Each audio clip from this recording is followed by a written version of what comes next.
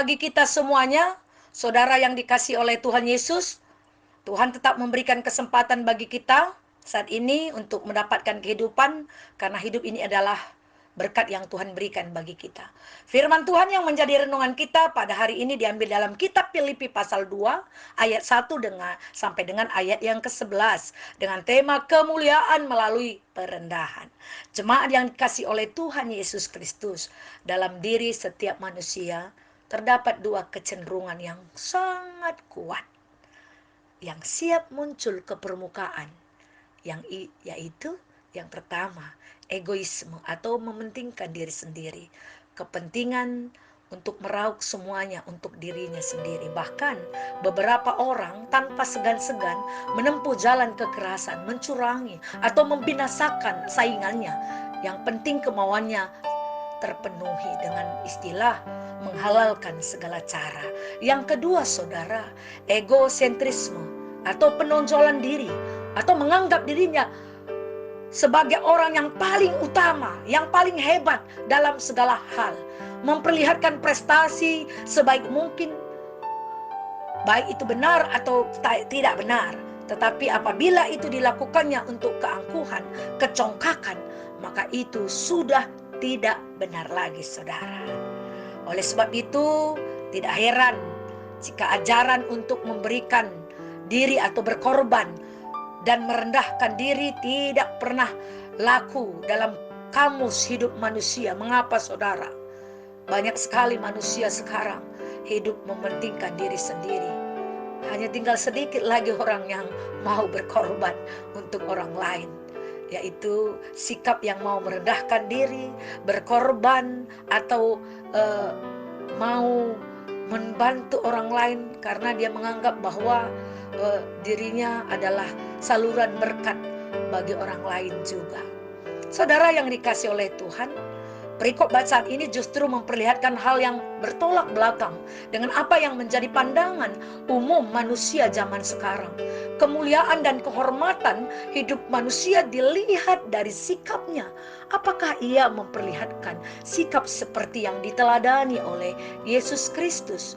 Apa yang dilakukan oleh Yesus Kristus sehingga pada akhirnya ia mendapatkan penghormatan dan kemuliaan baik dari manusia maupun Allah. Bagaimana sikap hidup itu?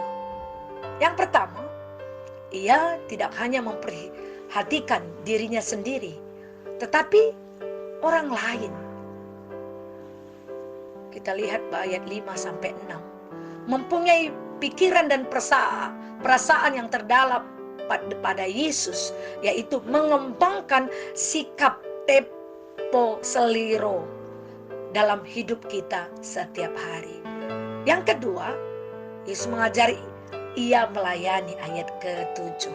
Memperhatikan orang lain harus diwujudkan secara nyata melalui pelayanan yang ia laksanakan dengan kerendahan hati.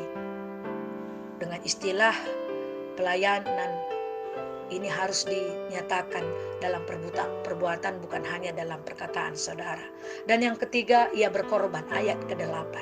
Tidak ada pelayanan yang tanpa disertai pengorbanan, waktu, tenaga, pikiran, dan mungkin juga dana. Bahkan Yesus mengorbankan dirinya sendiri, saudara. Bagi kita, bagi Anda dan saya, dia mau mati hanya untuk menyelamatkan manusia yang berdosa. Dan yang keempat, ia memuliakan Allah. Apa yang dilakukan oleh Yesus untuk kemuliaan Allah dan bukan untuk kemuliaan dirinya sendiri.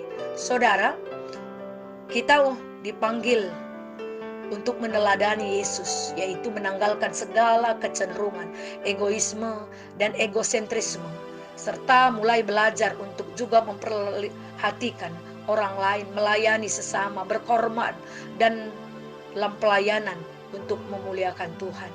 Apabila kita melakukan hal ini, maka kita menjadi orang yang mulia dan terhormat, tidak hanya di hadapan Tuhan, melainkan di mata manusia. Kemuliaan dan kehormatan di dalam Kristus dilihat dari kecenderungan hati dalam melakukan keempat hal tersebut.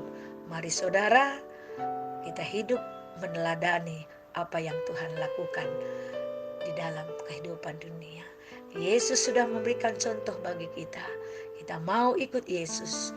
Kita belajar melakukan apa yang Tuhan inginkan dan tetap menjadi pelaku firman dalam hidup yang Tuhan masih berikan bagi kita. Shalom, Tuhan Yesus memberkati.